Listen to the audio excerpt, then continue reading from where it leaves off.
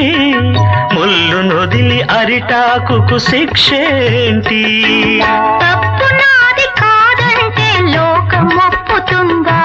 నిప్పులాంటి సీతనైన తప్పు చెప్పకుండా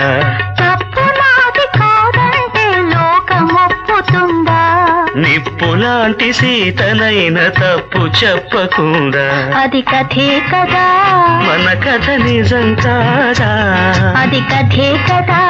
మన కథ నిజం కాదా